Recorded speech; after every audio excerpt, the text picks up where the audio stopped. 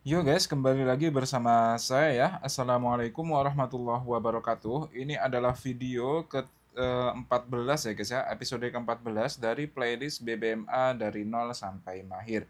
Mohon maaf teman-teman karena sudah lama saya tidak melanjutkan playlist ini, tapi ya pelan-pelan saja ya guys ya. Kita tidak perlu buru-buru dan sebenarnya apa ya? Kalau saya boleh bilang ya guys ya, insya Allah semua video yang sudah saya buat itu sudah cukup guys untuk kalian memahami BBMA. Nanti sisanya itu tinggal kalian sering nonton saja analisa harian saya, atau mungkin kalian join grup Signal gratis yang ada di deskripsi. Itu nanti kalian tinggal memantau saja cara saya entry, terus kenapa kok SL, kenapa kok TP, nanti lama-kelamaan itu akan bisa guys. Terus nanti mungkin kalian ada yang bilang, Bang ini kok SL, Bang ini kok SL. Guys, SL itu tidak bisa dihindari ya teman-teman, karena SL itu adalah bagian dari game trading ini. Mau pakai metode apapun itu pasti ada SL-nya, karena market itu memang tidak bisa 100% diprediksi dengan yang namanya analikal ya guys ya, atau analisa atau analitik itulah. Oke, di sini mungkin saya akan ngasih pelajaran dulu dikit ya teman-teman, bahwa dalam trading ini ada dua hal penting yang perlu kita pahami guys. Oke, yang pertama itu adalah biasa kita sebut sebagai fundamental. Ya, di sini akan saya bagi dua seperti ini dan di sini saya tulis sebagai fundamental. Oke, yang kedua ini analikal atau analisa atau analikal atau analytics, pokoknya itulah guys ya.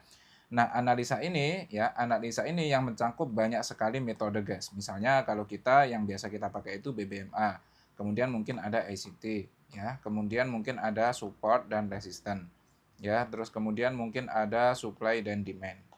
Nah, fundamental ini banyak sekali pengaruhnya guys. Ini lebih ke kembali kepada keadaan perekonomian dunia. Misalnya tarif pajak, ya, tarif pajak negara tertentu, misalnya negara adidaya seperti Cina atau mungkin Amerika, dia menerapkan tarif pajak yang mengguncang dunia gitu guys, menyebabkan ekonomi dunia itu tidak stabil.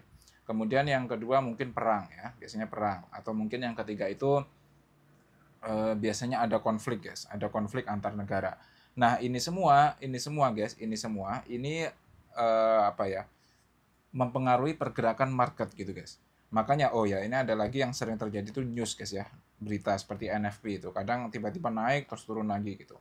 Nah, semua hal ini antara fundamental dan analisa itu yang sama-sama mempengaruhi yang namanya pergerakan candle itu sendiri guys.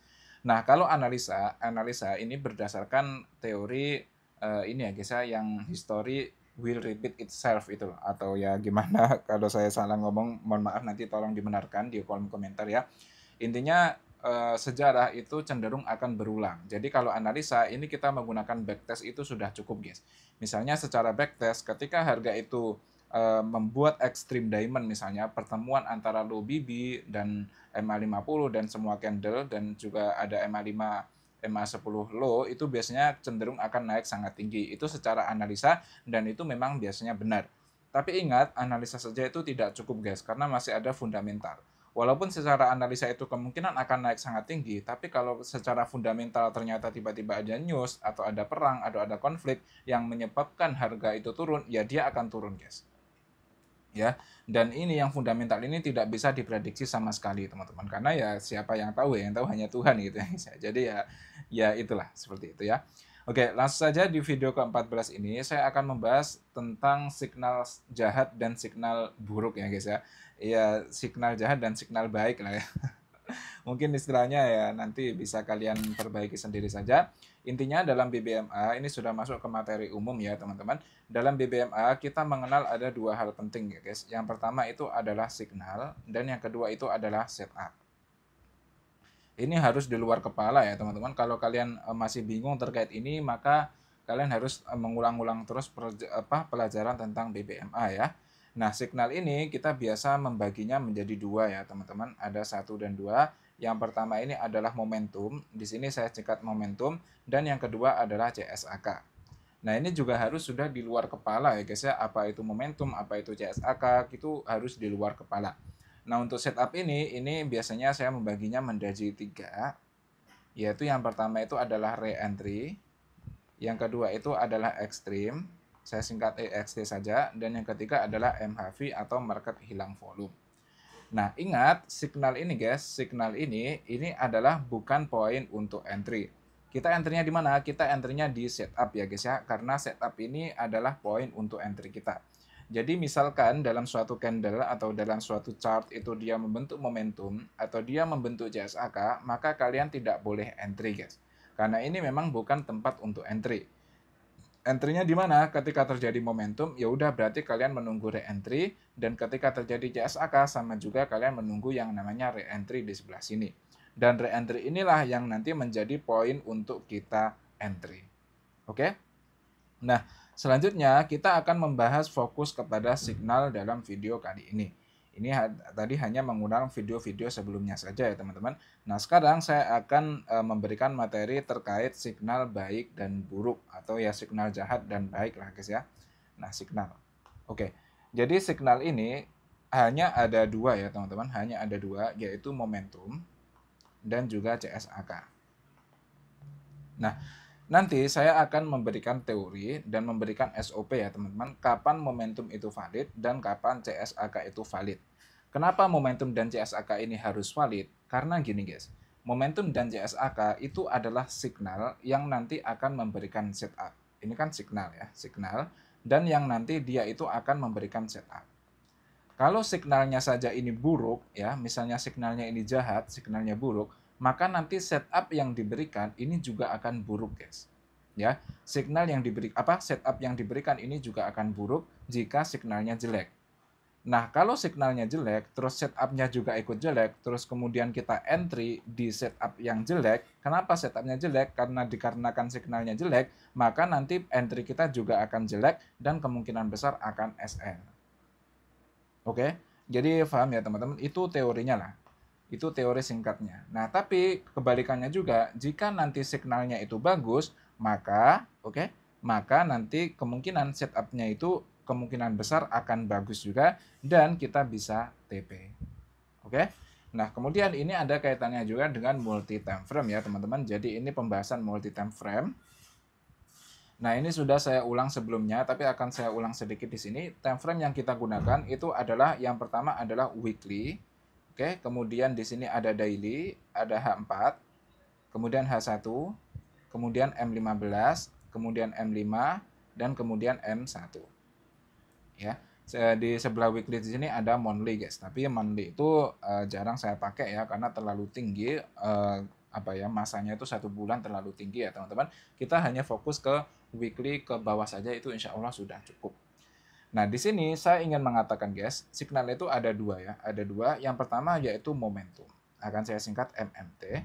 Kapan momentum valid? Momentum di suatu time frame itu akan valid apabila di time frame bawahnya atau atasnya guys, di time frame atasnya itu ada CSAK ya. Di sini akan saya tulis di sini, oke, akan saya buat panjang dulu seperti ini. Maaf, di sini semoga nanti membantu ya teman-teman. Saya harap semoga teman-teman terbantu. Di sini momentum itu akan valid jika apa? Jika di sini di TF atasnya, TF itu time frame ya teman-teman.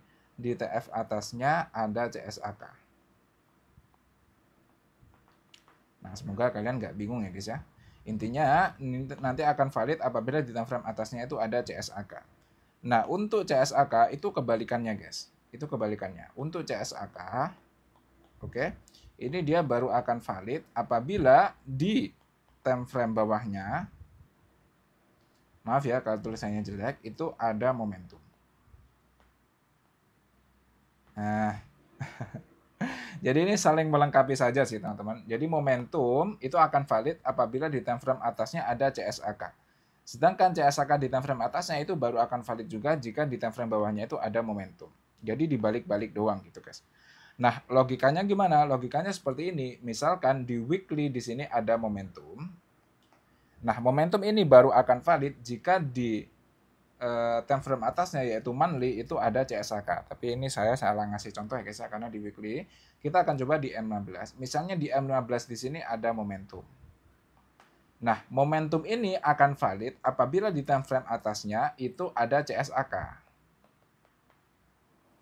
Ya, singkatnya seperti itu. Nah, nanti kalau di M15 ada momentum dan di H1 ada CSAK, maka momentum di M15 itu valid. Ketika valid, kalian tinggal nunggu re-entry saja dan bisa langsung entry. Kenapa bisa langsung entry? Ya karena re-entry-nya bagus gitu guys. Didasari valid karena di time frame atasnya ada CSAK. Sama juga misalnya di daily di sini ada CSAK. CSAK. Nah, kalian harus melihat ke time frame bawahnya di H4, apakah di H4 ada momentum atau tidak. Kalau di H4 ada momentum, maka CSAK di time frame daily ini valid. Kalau ini valid, maka kalian bisa langsung untuk entry ketika nanti terjadi re-entry. Oke, paham ya teman-teman? Kita akan langsung saja menuju ke chart supaya lebih enak ya teman-teman. Di sini mungkin kita akan pergi saja ke time frame H4 ya supaya lebih banyak contoh karena gold ini sedang sideways ya guys ya selama beberapa waktu terakhir ini ya, sejak bulan apa itu dia sideways terus guys. Jadi lumayan mengganggu lah. Oke. Di sini misalnya di sini kalau kalian perhatikan di sini ada yang namanya momentum. Ya, di sini ada momentum. Ada momentum sell.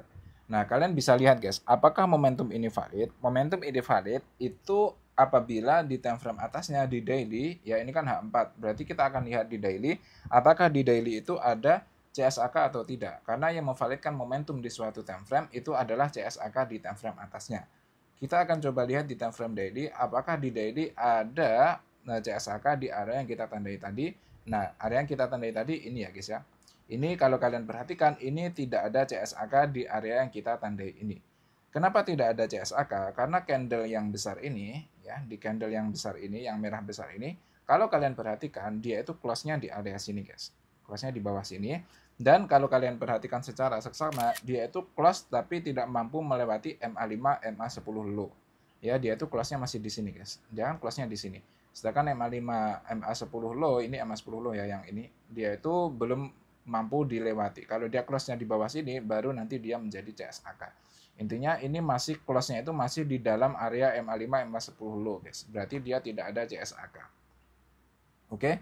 Kalau tidak ada CSAK, maka berarti momentum yang ada di H4 tadi, yang kita tandain tadi di area sini, ini momentumnya tidak valid. Kalau momentumnya tidak valid, terus ketika dia membuat re-entry, ya, ketika dia membuat re-entry di area sini, maka kalian tidak perlu mengikutinya, guys. Dan buktinya ketika dia membuat re-entry di area sini, dia memang turun dulu ke area sini, tapi tidak jauh lalu naik lagi. Kenapa kok seperti itu ya? Karena momentum yang ada di sebelah sini itu tidak valid. Seperti itu ya teman-teman. Jadi ini cukup mudah saja kok guys sebenarnya, tidak terlalu sulit, tidak sesulit yang dibayangkan. Nah, selanjutnya kita akan coba mencari contoh yang untuk CSAK ya guys ya. Kita akan melihat mana CSAK yang valid dan juga mana yang tidak valid. Kita akan coba mencari yang namanya CSAK. Nah, di sini kalau kalian perhatikan di candle ini kalian melihat yang namanya CSAK ya guys ya. Ini adalah CSAK, candle yang kita tandai sebelah sini kuning ini adalah CSAK. Apakah CSAK ini valid? CSAK ini valid baru akan valid apabila di time frame bawahnya itu membuat momentum. Kalau ini di H4, kita akan coba geser ke H1 ya guys ya. Apakah di H1 itu ada momentum sell apa tidak?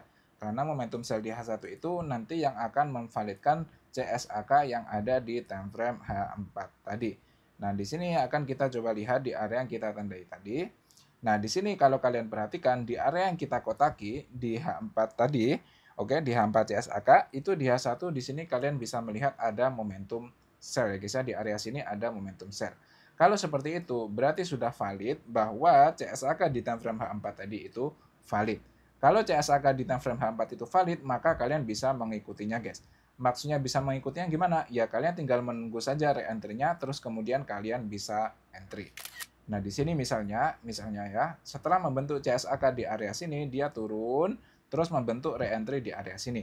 Nah, di sini kalian bisa langsung entry. Kenapa bisa langsung entry? Karena setup ini kan re-entry ya guys ya. Re-entry itu adalah setup. Re-entry ini, setup ini datang dari CSAK, datang dari signal yang berupa CSAK dan signalnya itu valid.